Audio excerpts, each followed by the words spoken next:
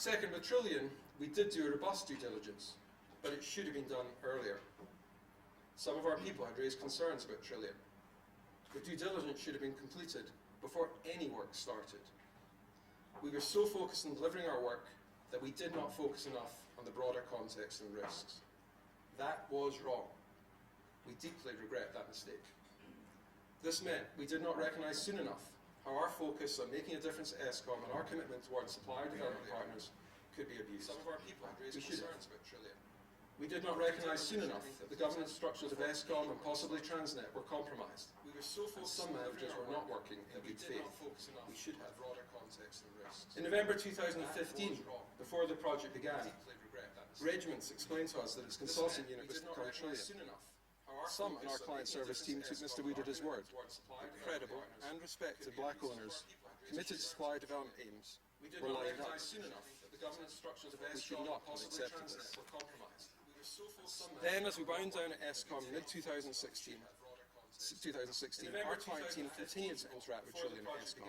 Even after Trillian had failed our due diligence and no contract existed between McKinsey and our client service team, they should not have. Finally, our client team relied too much on their relationships at Eskom. They took Eskom's board approval, Eskom's appointment letter and Eskom's management word at face value. They should not have done so. My view is that the attitude within our team was not right. They were not attentive enough to the fact that Trillian was a new entity or to the scale of the challenges facing Eskom. Crucial administrative steps for our work at Eskom were not followed correctly, and our record keeping was inadequate. There were additional errors of process that impacted our ability to make the right judgments at the right time. Yes, the state capture connections were hidden to us, the authorities and the public, only coming into full view in the middle of 2016. But we should have questioned Trillian with greater scepticism and greater urgency. Our professional investigators, who conducted an extensive check on Trillian, did not uncover definitive evidence, but they did raise sufficient concerns for us to decide that Trillian had failed the due diligence. This stopped us moving forward with a potential partnership in March 2016. So ultimately our risk controls did work. But we should have done things correctly from the start, including establishing clear parameters for McKinsey partners, managing the work at Eskom, while our deliberations on Trillian were underway. This all amounts to an unacceptable breakdown in our governance processes. It should not have happened. The second mistake, our commercial approach led to a fee that was too large. A large part of our global work entails supporting clients to deliver major turnarounds. Performance-based fees are far from unusual in management consulting, and they have benefits for both sides. We are compensated based on the success of our work. In other words, if the client does not achieve a saving or improvement, it does not pay. Now, I could explain how the contract here was negotiated at length over 28 days using subject experts on both sides. I could say that fully committed, we had more than 130 people working on this project. I could say we helped stop load shedding, did make operational improvements, slashed costly diesel bills, and put more Eskom plants online. But I know that all that rings hollow, given Eskom was on a financial cliff edge. Eskom's situation improved, but we hadn't come close to completing our work when it was cut short. Less than a quarter of the way in. We should have realised that sustainable long-term change in Eskom's performance would likely fail to materialise. The fee was weighted towards recovering our investment rather than being in line with Eskom's situation. In that context, the fee is too large. Our values say put client interest ahead of investment. We did not meet that standard. That is not how we treat any of our clients. It is at odds with the professionalism that's guided our firm for all these years. This should not have happened. Mistake number 3. We did not admit where we were wrong or say sorry. It has taken us too long to understand what happened. Yes, the events were complicated, facts took time to assemble, and we wanted to be accurate in our conclusions. But I can see that looking back, we did not communicate well enough how seriously we are taking this, or how sorry we are for our involvement. We came across as arrogant or unaccountable. We were unduly reassured by having terminated our discussions with Trillian. We failed to address legitimate questions. We were not improperly engaged or responsive with Advocate Budlander. We did not know about the letter he uncovered. It was not intention to come across like that, but we did. We've apologised to Advocate Budlander. We apologise again, and I am personally very sorry. We did not deal with this in a frank enough way when it came to civic society, the press, academia, the public, our clients, and our alumni. We did not fully appreciate the significance of what was happening. We were too focused on ourselves and our legal obligations. To be brutally honest, we were too distant to understand the growing anger in South Africa. This is my third visit. We understand now. We welcome everything being done by campaigners, the press, public leaders and authorities, many of you are in this room today, to pursue justice and uncover the truth of state capture. The trust of our clients and the public in South Africa is now, and I think understandably, very low. These mistakes should not have happened. On behalf of McKinsey Company, I sincerely apologise to the people of South Africa for those mistakes. We are deeply sorry, and I'm really sorry. So let me now turn to how we are addressing the mistakes we have made, so they do not happen again. I do recall feeling very proud of our new office in 1995. I was very excited that McKinsey could contribute to South Africa's future, after what was a principled decision not to be here until apartheid ended. Today, 23 years on, we've delivered over 1,000 projects in this country. Our economic prospectus for Africa, Lions on the Move, underlines the potential of this continent and its young population. Our Big Five report sees big opportunities for South Africa's economic growth, and we tell investors about those opportunities. In recent months, since I was elected to my current role, I've asked many South Africans for their views as to what we should do. Their advice? You need to fix things and then be part of the solution. As you can imagine, we've thought hard about how to put things right. And while we may do more later, and I really welcome suggestions on that front, we've identified 5 actions that we will undertake now. First, we must acknowledge our mistakes. I hope you feel I've been open about those mistakes. We've examined all the evidence we could find about our work for Eskom. 9 million emails, hundreds of thousands of documents, including telephone logs, personal emails, financial records. And we conducted over 80 interviews. The facts are, we found no evidence our firm engaged in corrupt activity. Let me repeat this, as it is important. We found no evidence that our firm engaged in corrupt activity. Since we first published those findings last October, we've kept our internal inquiry going to ensure that no stone is left unturned. This entire inquiry made clear 3 things. First, McKinsey did not make any payments directly or indirectly to secure any contracts, nor has it aided others in doing so. Second, we did not give Eskom authorization to pay Trillian. Eskom has acknowledged that when payments were made, they were well aware of our decision not to partner with Trillian. Third, the suggestion that we got paid for no work is simply not accurate. If anything, our desire to deliver meant that we failed to appreciate the broader risks. Let me also turn to Transnet, because I know questions about Regiment's actions at Transnet also exist, like Transnet's purchase of 1,064 locomotives, assisted by Regiments in 2014. Our investigation verifies what we told Parliament. McKinsey withdrew from that work before the tender was awarded. We did not help determine the locomotive prices. We did not help select the winning supplier. And we did not work on the transaction advisory service. When Regiments did work with us, we closely monitored their output and performance. Yes, we should have conducted a more thorough and professional due diligence of Regiments in 2012. And yes, there were times in 2014 and 15 when our team sought and received the written and spoken word of Regiment's executives around compliance with anti-corruption laws. We assumed those assurances were truthful. The exact role of Regiments at Transnet is still unclear to us, and we do hope it is fully examined by the authorities. Second, we have returned to Eskom the fee for our work on the turnaround programme.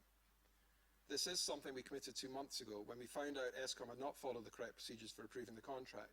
This was a priority for us, We sought many times to repay, and it proved less than easy. Late last week, we signed an agreement. The change in leadership at Eskom and the engagement of the AFU has been important. I am grateful to them. I can tell you the money will be in Eskom's account today. As a firm, we met this commitment voluntarily. It was the right thing to do. Third, we have disciplined colleagues that have done wrong. Where we've been able to act on our investigation, we have done so. We've dealt with the individuals who violated our professional standards. One partner left the firm during a disciplinary appeal. Another was demoted along with other significant penalties. We also found an instance where research assistance was provided that had nothing to do with our client service role.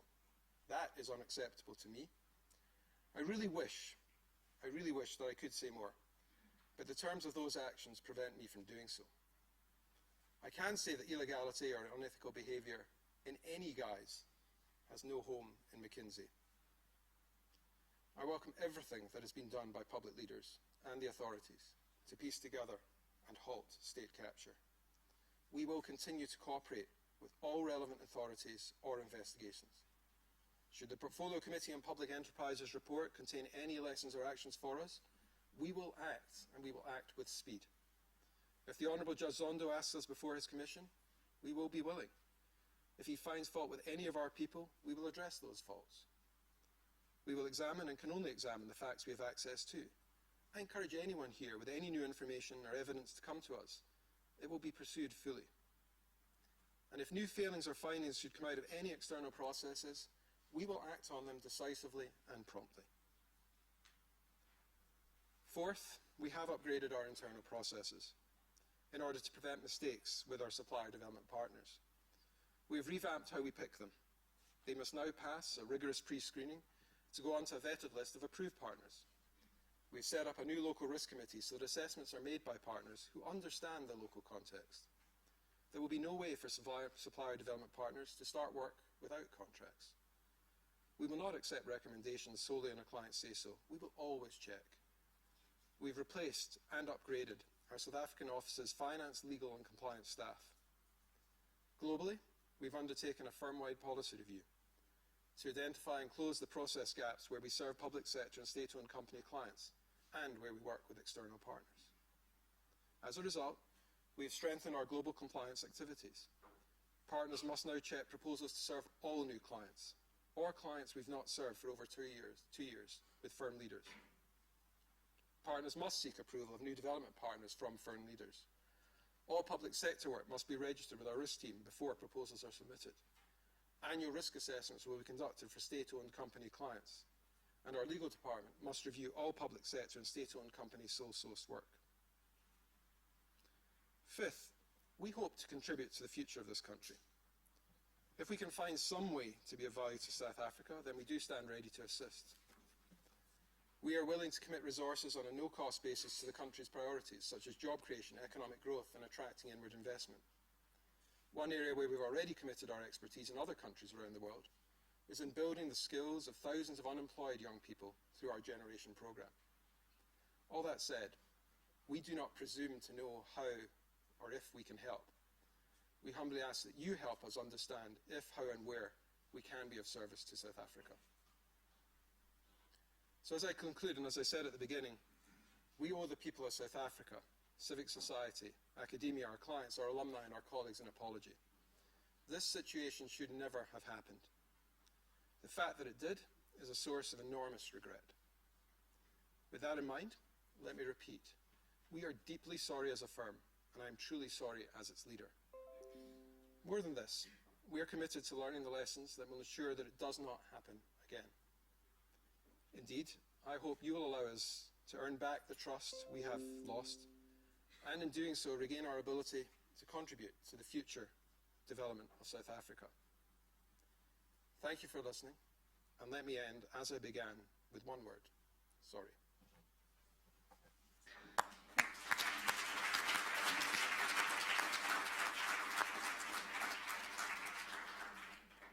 Thank you, Kevin. Before I turn over to Bonang, could I just do a check on the temperature? I'm freezing down here. I just need to know where you're at. Is it cold? Yes. Can we please adjust that, Kleyn? think we have a chilling enough topic to be thinking about today rather than adding weather constraints to it or climate constraints to it. Bonang, I'm going to dive in and I'm going to ask you to tell us what you think about what we've heard. We want to focus on that. We also want to focus on how we move forward. So could I ask you to give us some comments, please? Nicola, thank you very much, and Kevin, for that honest, heartfelt, genuine and authentic sorry.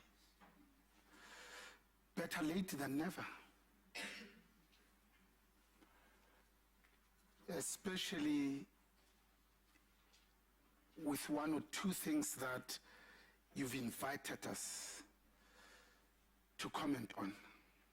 So first, there's no corporation that doesn't know in this country or anywhere else that you make money from your clients, but you also make money by keeping the client's money before you return it, bank it. So the small issue of repaying Eskom without interest, I'm hoping that after today, even though it's late, you're going to go back to them and say, oops, we forgot to repay you with interest.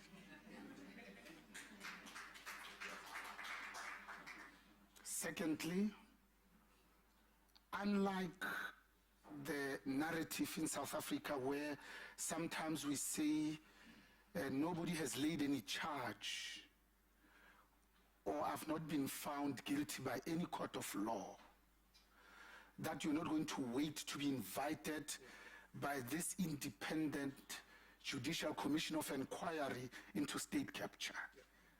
But with what you know today and the dossier that you have compiled, that you are out of your own free volition going to go to Deputy Chief Justice Zondo and say, here's what we know, hoping that maybe 3 or 4 people will be in orange overalls in the other Sun City.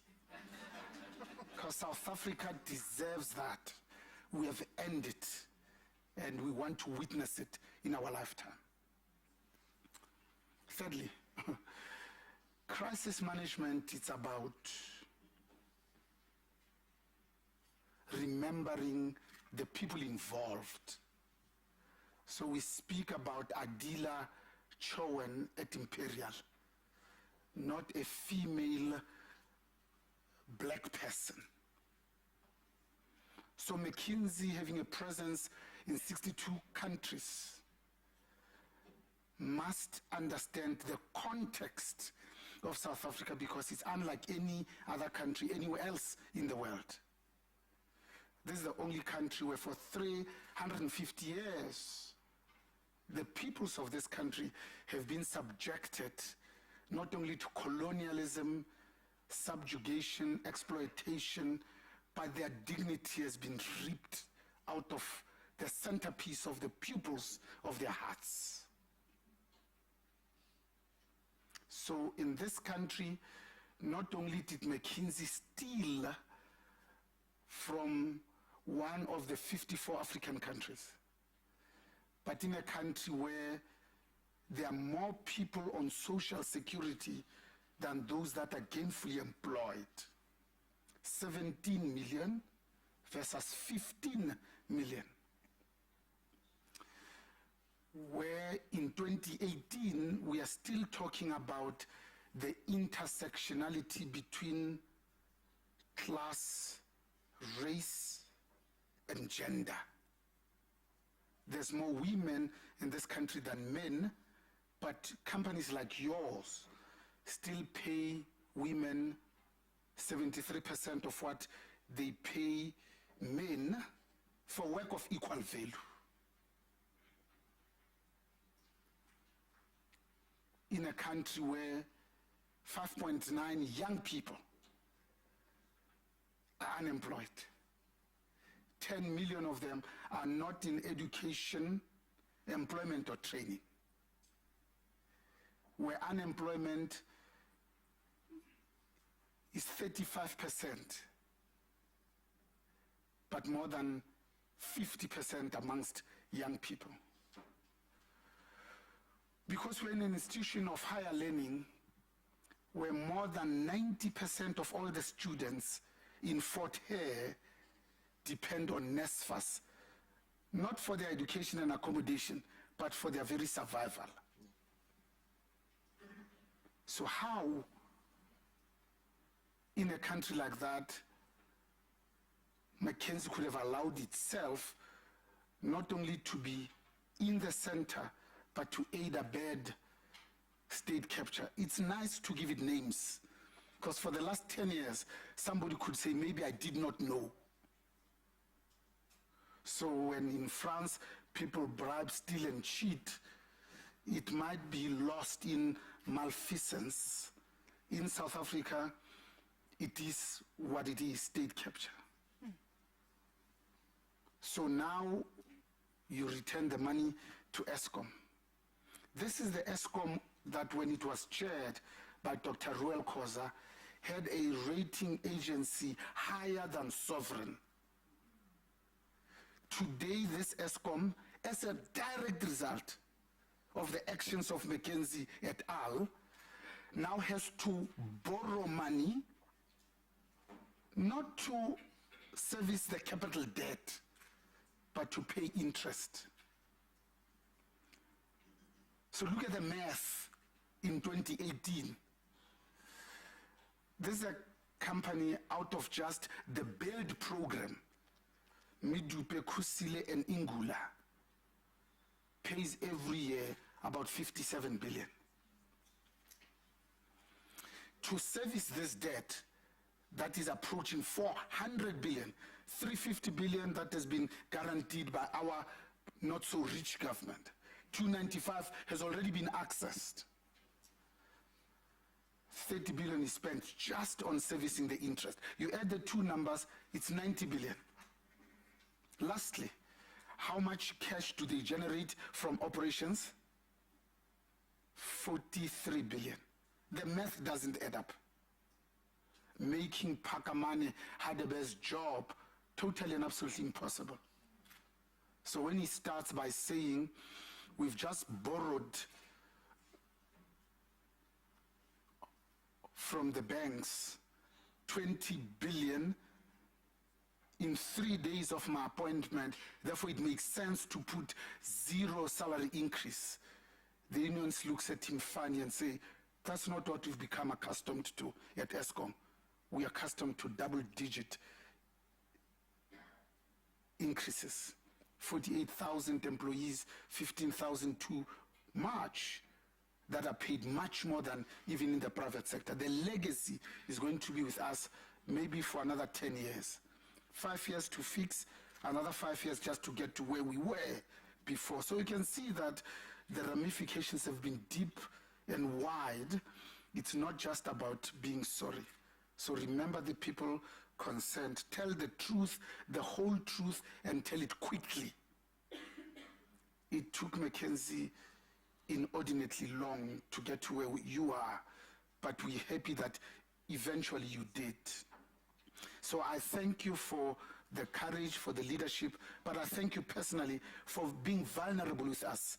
I think that's the first step of good leadership. Let me conclude by saying, for us as business, it starts with ethical leadership. That then gives us good policies. These good policies contribute to both business and consumer confidence. When these are up, foreign direct investment, it's a logical outcome. With FDI, then there's economic growth and jobs are an outcome. We are now in a situation where we are forced to talk about jobs first, transformation second, and this growth thing last. And yet we know Economics 101 dictates otherwise.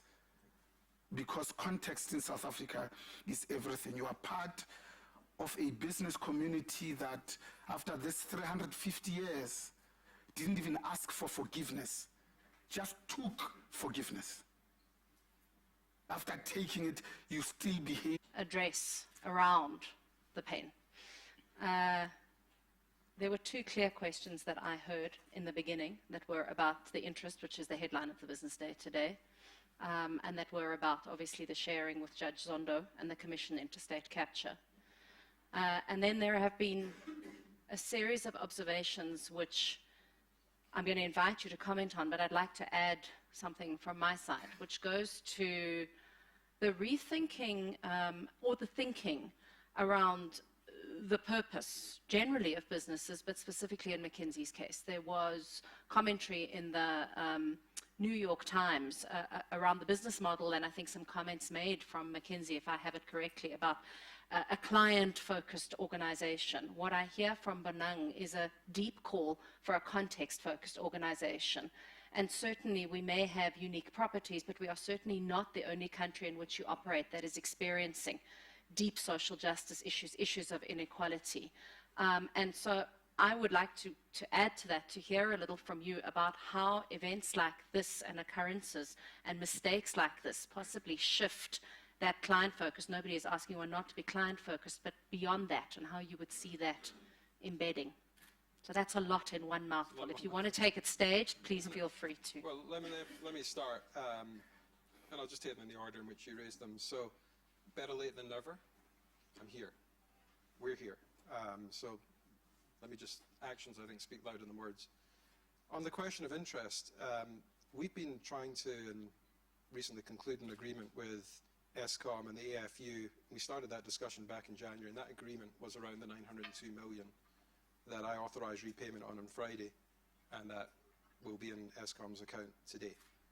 I am more than open to looking at the question of interest. Frankly, the agreement was around the 902 million.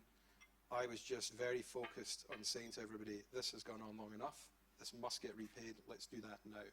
And we got there. Now there's a conversation around interest. We'll have that discussion. The agreement was around one thing, we can have the discussion around interest. Because for me, this has long ago left a discussion around the economics. One thing we did say, which may have got lost in the conversation, but we did say back in October, we had no desire to profit from that 902 million. We are way beyond that now. And so I will go back and have a hard conversation around what we do there. I could say more, but I'm here today. And so we have a commitment from you that you will engage with Eskom on this. I want to go and have a look at what the story is in that. On the question of the Honourable Deputy Chief Justice Zondo, I absolutely will make sure we share whatever we have and we can share. We will cooperate fully. That's absolutely the stance we will take. And on the broader question about feeling viscerally the depth of anger around state capture, I'm an outsider, so I can't pretend to understand this country the way you do. I mean, it's 350 years of history that you sum up in a very powerful way. I can listen to with a real sense of your feeling. And I remember issues of, in 1993, Nelson Mandela came to Glasgow. I remember his speech. There are moments in South African history which are part of global history. It's actually why, in a way, I'm here, because I do think this country stands for something a lot more than just another one of the 54 countries that are magnificent countries in Africa. There's so much history in this continent, and this country embodies that I want us to be on the right side. Which in a way is how I would answer your question, Nicola, about the broader context. It used to be said that the business of business is business. I don't agree with that. We don't operate in a vacuum. We operate with a license from society. That's why this is rightly so painful, because the license from society is in full question because of what's happened. And I recognize that license is one you earn. And I think all business has to earn. And I think it's very important that business recognizes the broader context. And here that broader context is one of tragedy at one level and great joy and hope at another level as to what South Africa stands for and what it should be. So I hear loud and clear that cry. And as a business leader, I really want us to be part of society, doing the right thing. And it pains me enormously that we are where we are. Hugely, because I can tell you stories about things we've done which I think I'm really proud of. Helping youth get employed with Generation. There are lots of things I could talk about, but I know it's pointless to talk about those when we just have to get to a better starting point even for that conversation here, and we're not there yet. Thank you. I'm going to open to the floor for questions. So if I can see hands, I'm very conscious I may be missing people who are sitting here, so let me go. I have a question here. I have the question just behind you, the lady behind, and at the back. And if I can just ask you, we'll take three at a time. If I can just ask you to state your name and if you'd like to, where you come from. David, we'll start with you. I think, do we have a roving mic, Kleyn? Sorry, thank you. It's David Lewis from Corruption Watch. You know, we've been engaged in this matter from the beginning. The principal whistleblower came to us first, and we took her to the public protector, and we took her to the Budlander inquiry, and ultimately we've referred McKinsey, as I'm sure you know, to the US Department of Justice. And we've done so because we are absolutely convinced that McKinsey were complicit in paying a huge bribe to Eskom. There's no other way to quote it.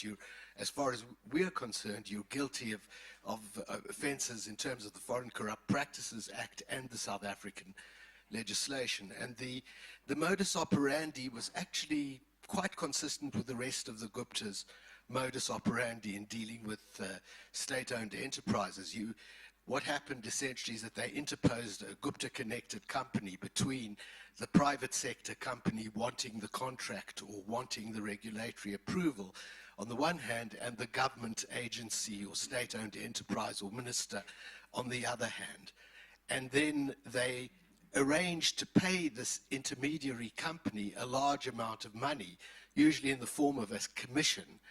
And part of the commission went into the Gupta's account, and part of the commission went to the minister or the state-owned enterprise who was responsible for awarding the contract. And this is exactly what happened in this case, with one really interesting added twist. And that is that instead of like SAP and the others paying a commission, you engineered it in such a way that Trillian came into the contract, did absolutely no work, which enabled Eskom to pay it a large amount more than a mere commission. And you had the bizarre situation where not only were Eskom bribed, but it was Eskom money that was used to bribe Eskom officials.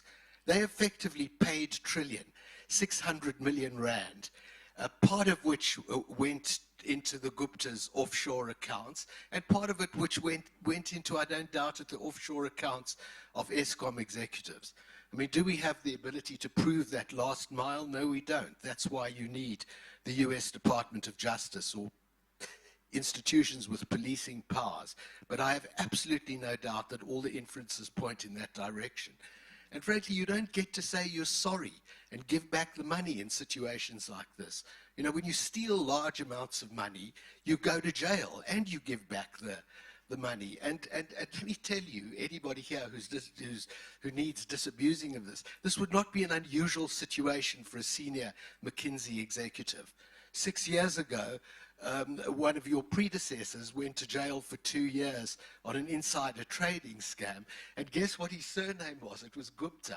I'm sure it was no relation, but really, if I were a member, the leader of the worldwide Gupta clan, I would be telling them to steer clear of McKinsey. I'm not sure that the good name of the Guptas could survive another brush with you. But I want to ask three questions. The first is that when this thing first hit the fan, you made much play about calling in a reputable law firm to do an independent inquiry, which you paid for. That was the Norton Rose inquiry. As far as I know, you've never released the report. And if not, why not? And when is it going to be released? The second is that, would you share with us what Vikas Sagar, I think his surname was, the partner in South Africa who everybody recognizes was the principal point person in this relationship. What were the conditions of his departure? I mean, the New York Times reports that he left with full benefits. Did he leave with an additional bonus? Is there a non-disclosure agreement in place with Sagar? And has he been punished in any way? Or has he actually been rewarded for all his rainmaking, in effect? And then the third question is, when did the senior global management of McKinsey know about this contract? When did Dominique Barton know about this contract? And your executive board know about this contract? Because I don't for 1 minute believe that suddenly out of the blue, they came to know that they had R1 billion they were selling R1 billion worth of advisory time in South Africa. And the final question I have to ask, which is at odds with all of these others, is do you have any notion that McKinsey executives in this country knew about Nhlanhla Nene's departure from government even before the public announcement was made? Because certainly I think it's common cause that the Trillian people knew about it. And there are some suggestions that the McKinsey may also have been cut in on that interesting little bit of information. Thank you, David. Kevin, I said we take 3 questions at a time, but I have 8 down here, so I think we should go with this one. Look, I said I would be as open as I possibly can, and I will be. We have found no evidence to support the first part of your statement. None. So I just have to say that to you. I recognise you talked about inferences. I'm not in the world of inferences. You might be, I'm not. We have not found evidence to support what you say. We have not found it. If we had, we would share it. We have not. So your inferences do not match up with the evidence that 2 law firms, not one, have been through, Norton Rose Fulbright and Morrison and Forrester. So I cannot engage in a dialogue in that because we simply disagree. I respect your judgment call as to what you add up and where you get to, but we disagree, and I believe we disagree on the facts. But that doesn't mean I don't respect your point of view. It just means I completely disagree with it. Vika's cigar has not been rewarded, period. I wish I could have a full conversation about the whys and wherefores, but the reality is I can't. But what I will say is this: he has not been rewarded. He did leave before our disciplinary procedure concluded, but he has not been rewarded. He has not been rewarded. When did Dom know? You know, you'd have to ask Dom. I actually can't answer that question. I wish I had some papers and I could sit back and try and figure it out. But inevitably, I would have to say to you that I don't want to make something up on the spot and say this is when somebody knew and this is when somebody didn't. But I can assure you that as soon as we started to pick up issues here, we started to act. We didn't act fast enough. We didn't move clearly enough. We didn't get to this place in a way that I would have liked. And I recognize all of that. But I am not in a place to start putting dates on who knew what when. And frankly, this point about knowing in advance of Minister's departure from government, again, I have no view on that. I'm 1 week in. I'm happy to go and ask questions about it, but no, I have no view in that. Kevin, could we ask about the release of the Norton Rose report?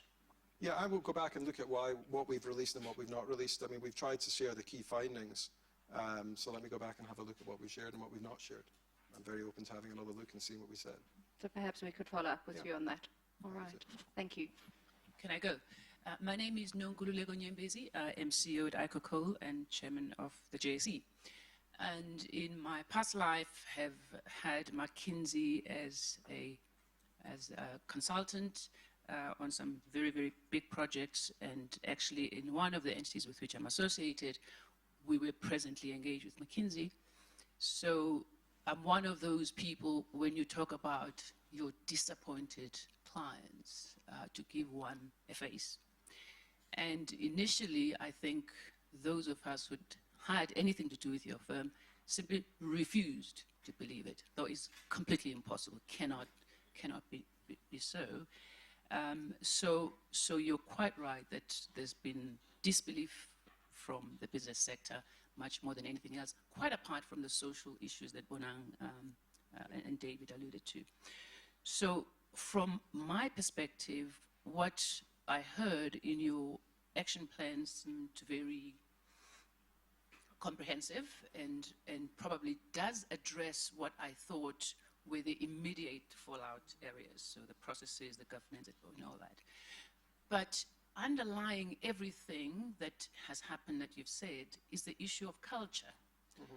And so I'm curious to what degree you coming in from the outside, having the benefit of perspective and fresh set of eyes, have a suspicion that what we're seeing here is a breakdown of culture. Because process you can fix tomorrow.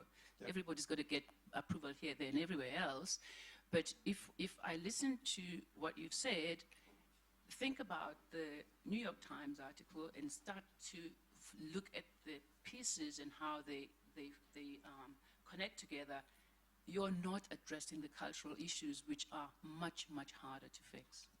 You want to take the second question? Yeah, no, it's a great You want question. to go straight into Nku's Because I actually think it's in a way a bigger question. I actually agree with you. I think it is a bigger question because in my mind, we are a partnership.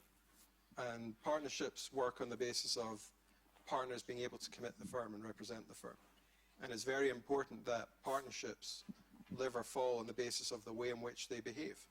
And that may be one aspect of culture. So to your point, we can put in place lots of steps and lots of process, but the conversations I've been looking at are, how did this go wrong in the partnership here in South Africa? Was there something about the way in which we were operating here, the incentives, the way in which people thought that they would be rewarded, the way in which they thought we would celebrate performance, the way in which we thought they were there for dealing with each other, talking to each other, working with each other? And that's the toughest part of all of this.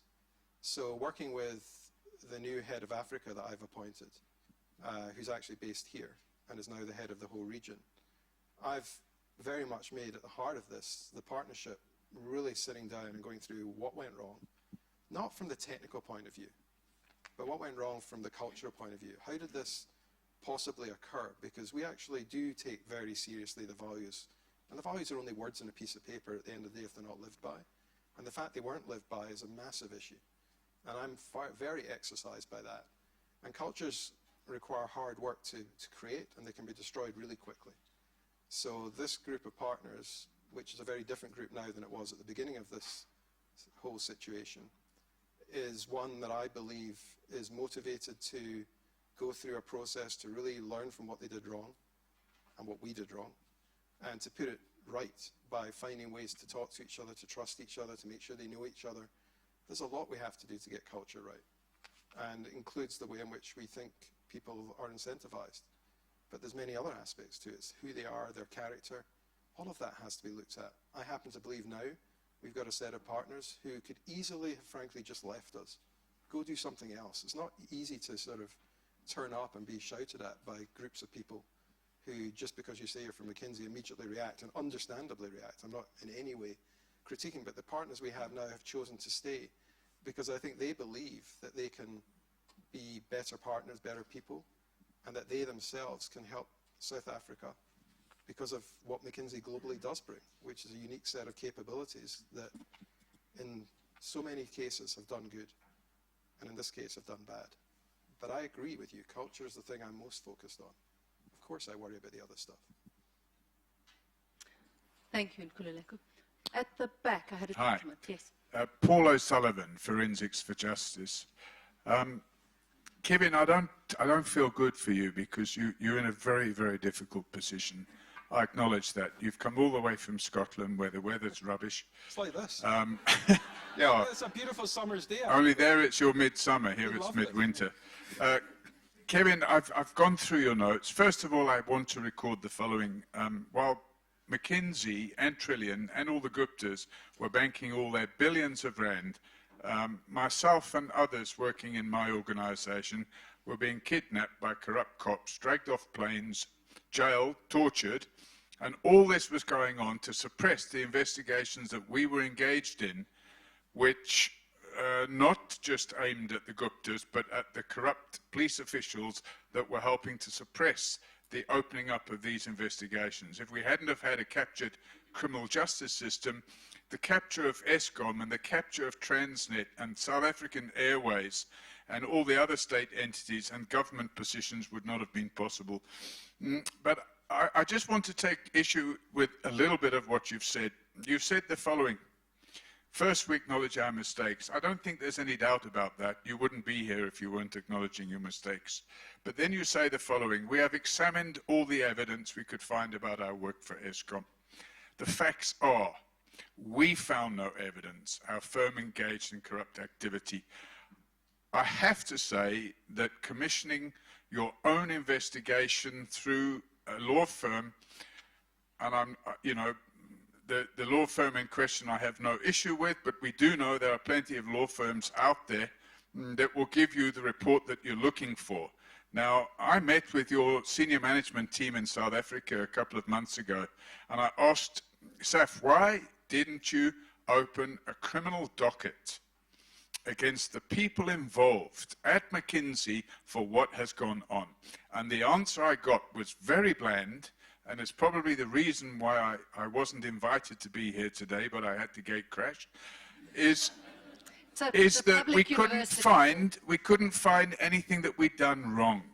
And I'm asking you today, why won't you open a criminal docket with the evidence that you do have, or allow somebody else to look at that evidence and open a criminal docket so that the people, not McKinsey, the people involved at McKinsey can be held to account? Thank you. That was our last in the round. Oh, sorry, right. Thank you, Kim. Well, look, first of all, thanks for the question, and thanks for being here. I'm glad you're here, so no issue with who's here and who's not here.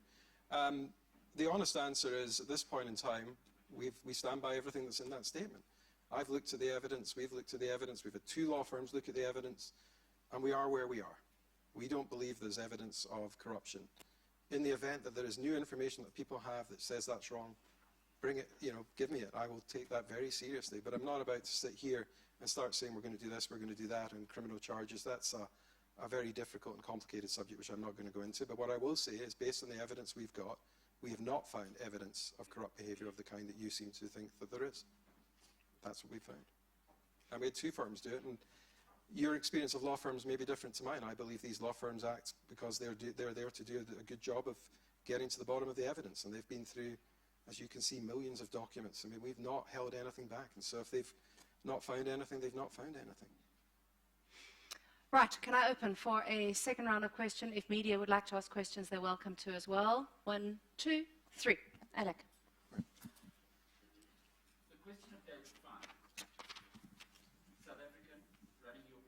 Sorry, Alec, I should have got the mic first. David Fine, I'd really like you to address that. A South African in the office here, promoted to head of your public sector practice globally in London. Just tell us the story, because he was running the office up until 2014, when quite a lot of the nonsense was going on at Transnet, at least, if not at Eskom, and perhaps instilling a culture, and surely you've discussed it with him, or did it all go wrong when he left? Thank you. I'm going to take the 3 questions. So, Susan, if I could take, let's go with this one here first, and then I'll come up to the back.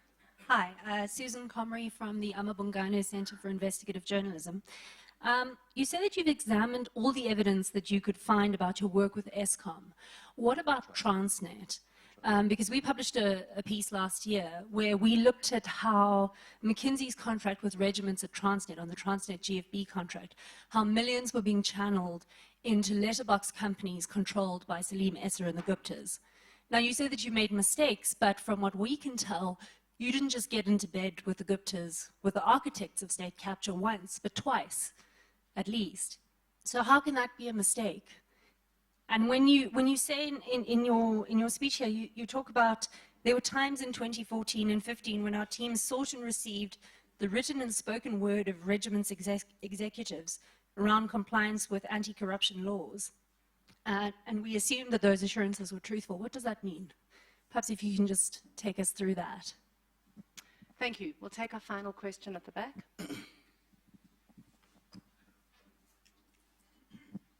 Hi, Joe Brock with Reuters. Just to provide a little bit of context, in October last year, your colleague Tom Barkin came to South Africa, where he said that McKinsey was sorry, that McKinsey would repay its fee, and that McKinsey acknowledged its mistakes. We're almost a year later, and you've come here to say almost exactly the same thing. At that point, we knew that someone had left the firm, so you've added that someone's been demoted, and that the fee that you said was repaid is going to be repaid. Do you really think this is sufficient? I mean, we seem to be hearing just the same thing, someone leaving the firm and someone being demoted. Is that really sufficient? Secondly, you mentioned that McKinsey never directed Eskom to pay Trillian. There's a letter which is available to everyone from your former director, Vikash Sagar, which says exactly that.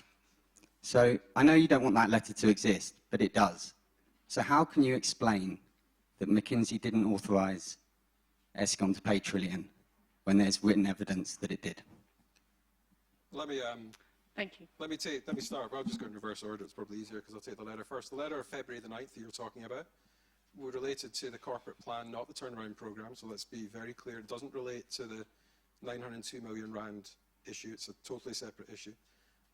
It says mistakenly that they're a subcontractor. We had no agreement with Trillian. It says if you read the second paragraph, subject to a whole series of conditions, not one of which was met.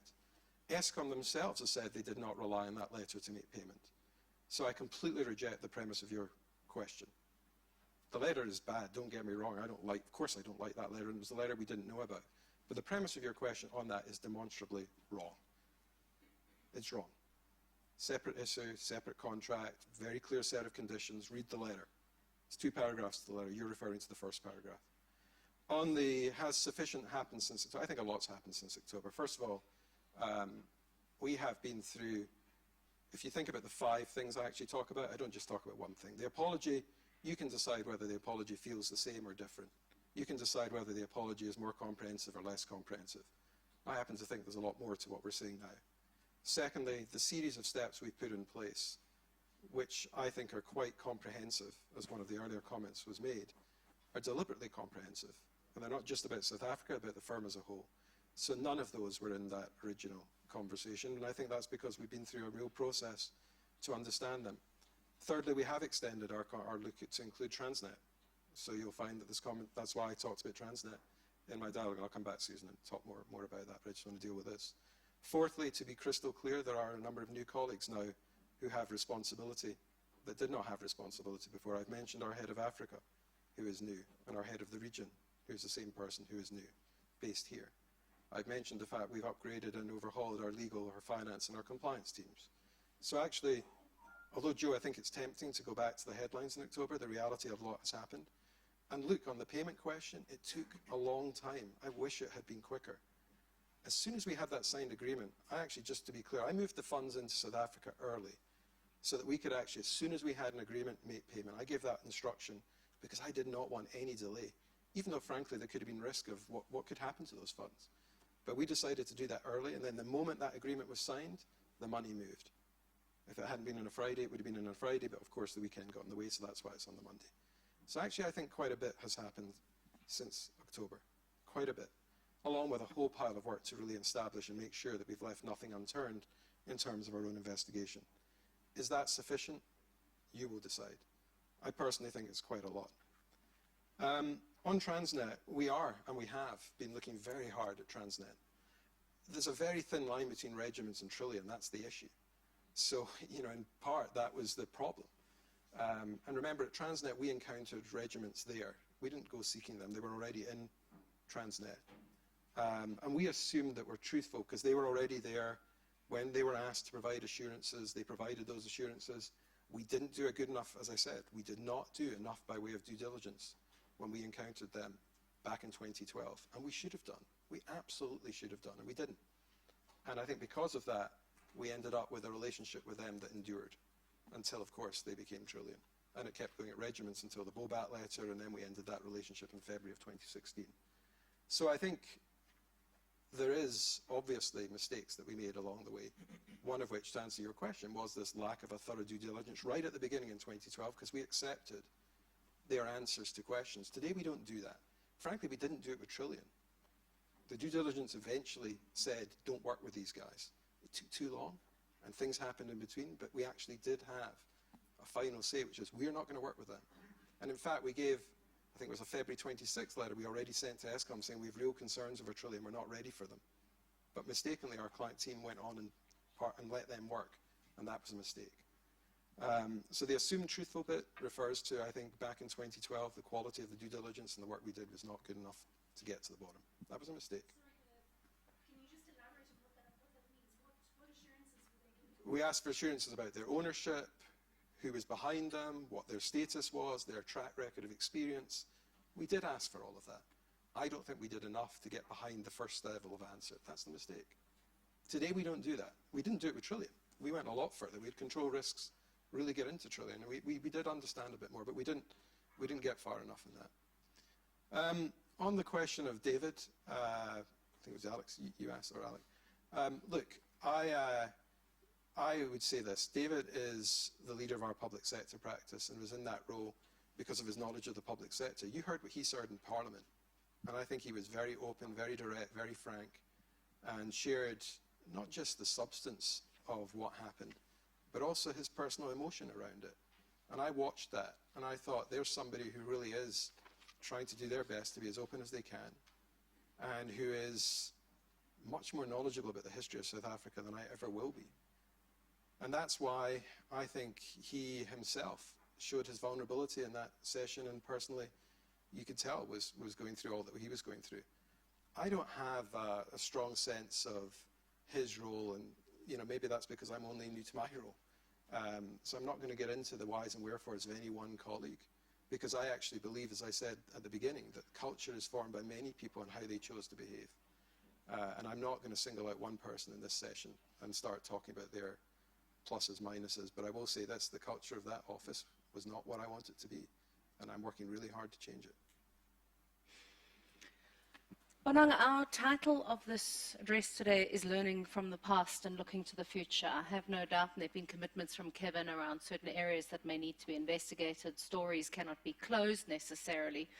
But the fact of the matter stands that we are here as a business community, as citizens, as employees, as consumers, as wearing all sorts of hats. And we have to look to our future. As BLSA, there have been certain members of BLSA that have been struck off the roll of BLSA because of implications in state capture. So I have two questions I'd like to ask you. The first is, do you, and perhaps it's you versus BLSA, believe that when somebody does something wrong and one of your members, are there opportunities, and I'm not speaking specifically about McKinsey here, but are there opportunities for them to regain that trust, to make a contribution, to actively move forward? And the second is a question that goes more generally, that says, particularly regarding state capture, what is your call to business now? And perhaps I can frame that. So we sit here, we have seen multinationals implicated in state capture. We know also that we have our own organizations who have banked Gupta companies, who have provided cell phone services to Gupta companies, who have leased office space to Gupta companies. How far do we go, and what are your recommendations for what we should be doing now? So we are imperfect by design, not by accident. Intent. Therefore, she or he who makes no mistakes probably does nothing. In business, there's an acceptance that at some stage we'll drop the balls. But as you get into leadership, you already put systems and processes to say, in the event, not unlikely, in the likely event that the ball gets dropped, how quickly can we pick it up? Because the more we equivocate and we postpone action, the more we lose an opportunity to regain trust. Why trust matters? Because this is the only glue that holds us and joined to our customers, our clients, and significant others. So trust matters. So as BLSA, when we look at our companies, we say, everywhere else in the world, when you are looking for business development partners or even enterprise supply development partners, you go out, you do your own due diligence, you interview, you pick at that time in that context that you think is best prepared to do the job. What happened with state capture, at least in the last 10 years, has not been that. Big companies like McKinsey did not come with a suitcase full of their contacts to say, these are the people who have worked with everywhere else in the world, let's see how we insert them into South Africa, or let's go out to the market and see what the South African market has to do. The modus operandi has been consistent. Here are the partners we wish you to work with in this contract. Any company that is wholesome, that is ethical, knows at that moment that not only should alarm bells start ringing, but that something rotten is happening. So we expect them to be awake, to be conscious, to be purposeful, to be deliberate. Because each time values collide with profitability, values should trump every single time. This is not just an existential crisis. This goes to the nub of what leadership is about. Let me conclude by saying the tragedy in this country is that we are trying to rebuild a broken society. And all the trains in this country that are currently working have been built by two companies out of Brakpan in the East Rand. One of them is called Union Courage. A government of the people espouses pearls that bellow from their lips and a commitment to transformation. And the 1064 carriages for Transnet, all of them, don't go to Union Courage in Brakpan when we have put in blood that it's about the creation of black industrialists, reindustrialization, localization, and beneficiation. So when you read the contract at Transnet, the first question we should have asked as an active citizenry is how did this thing move from 30 to 50 billion with nobody asking a question? 16 billion more. But the contract says a Gupta entity will get 20% of every locomotive that lands here imported because it's easier to hide.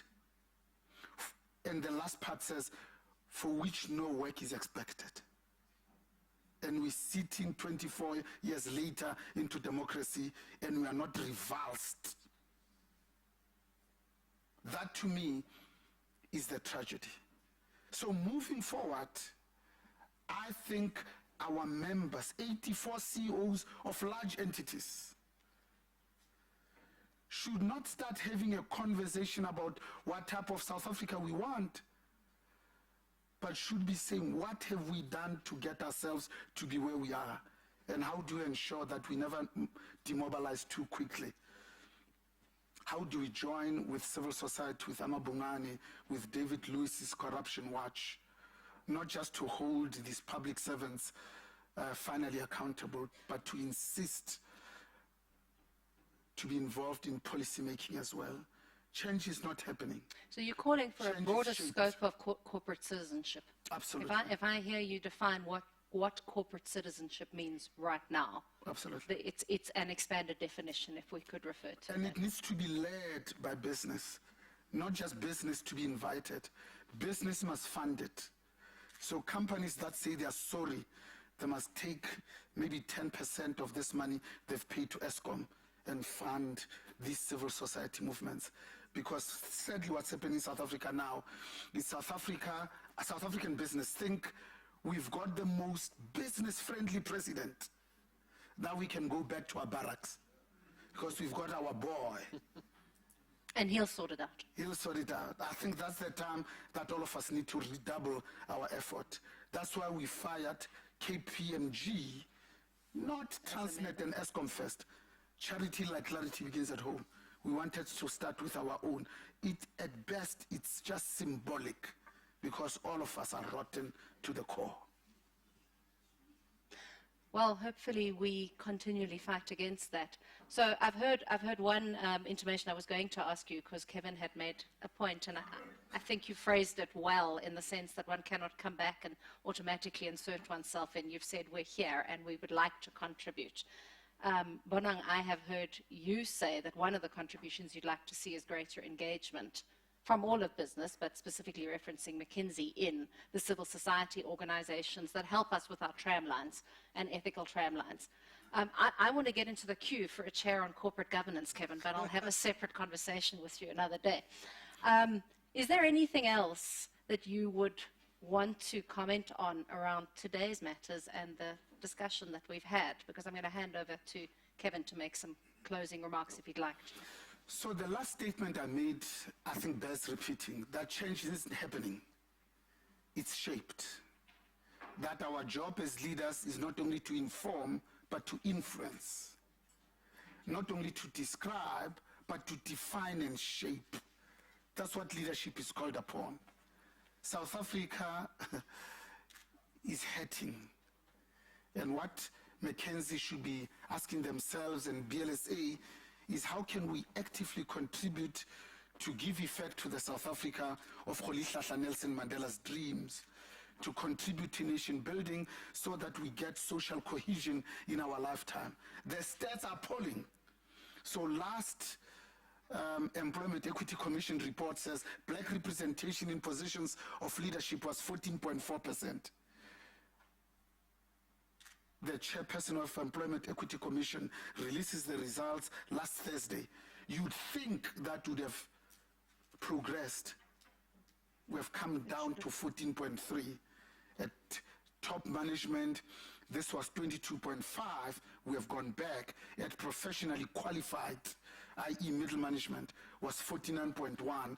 We have gone backwards. So I think business thinks it's now time to go back to business as usual. This is the time that we need to be judged on our actions, not just on our words and commitments. Lastly, I think all of us must never rest until this economy is broadly reflective of the demographics. And the demographics are easy. 51% is women.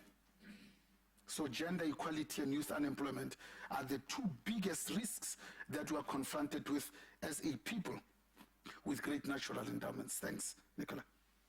Thank you, Bonang. Kevin, anything you want to say in closing?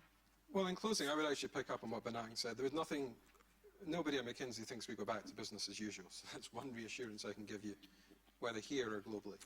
So this whole situation, which I recognize this is not the end. Somebody asked me, I'm not trying to draw a line under anything. I'm trying to just start and continue a conversation around what we need to do to get things right. And I personally am going to try and make that something we deliver against. But I also recognize this, the 259 people we have working in our South African office, well over half of whom are black, who have had an opportunity to be part of a global firm. We've sent 60 of them overseas, even now, to get experience, because we recognize, of course, we've lost work here. So rather than shut down, we said, no, we want these people to get a great experience overseas. They might leave us when they come back, but they'll be all the better for having worked over there. We've got colleagues in Japan, we've got colleagues in Germany, we've got colleagues in the States. And I think that's part of a step towards this, which is my pledge to you is I want us to do what you described, to be on the right side of those tram lines, to find a way to make a contribution. And if people have information that I haven't been seeing, I want to see it. But I will do what I can, and I know all my partners here in South Africa are very committed to doing what they can to make this country live up, not just to the dreams of South Africa. For many of us growing up in the rest of the world in the 80s and 90s, this country was a beacon of hope for the world, not just here, but globally. We all watched it. We all remember the music of the time, the protests of the time. And I think it's very important that for a lot of us, we do what we can to make sure that dream is fulfilled. And so if this was just a small part by at least standing in front of you and saying sorry, and that's only a small part, I recognize that. I really hope that we can find a way back. But I recognize it's a long path. That's all. Thank you, Kevin. I'm going to close, perhaps just one or two observations from my side. I'm very conscious of having spoken to a number of you who are here, who acknowledge it's a tough thing when you're a new managing partner to get on a plane and come and do this, and that doesn't make everything right. But I'm very conscious that there are a number of organizations who have certainly not stepped up to the plate. As GIBS and as the business school here, where we welcome a public forum, we have reached out to a number of organizations who have dithered, who have dallied, who have not wanted to come and engage. So for that, I really do want to thank you, Kevin, and your team for coming out to engage. It's a lot easier to give media statements and written statements. It's harder to sit here and face the music, no matter how tough the music is. There is absolutely no doubt also that I've met a couple of people who've said it, as dramatic as all this is, it can happen easily. And so Bonang's comments around this environment in which we find ourselves, and that sense of vigilance, and that sense of actually going back, and on one hand perhaps thinking about the conversation that's happened today, but on the other hand, for those of us who run businesses, going back and going, right, what's happening in our place? And it's one thing to come and listen, but it's another thing when we go back and interrogate and introspect about our own purpose, about our own activities, and about our own reach in this pool of pain, in this space in which we need desperately to move forward. So I want to close by thanking Kevin for being here and your team. I want to thank Bonang heartfelt, who gives GIBS so much support and is one of our vocal, open contributors, and to invite all of you to continue both an active conversation, but also let our behavior shine through. Thank you, ladies and gentlemen.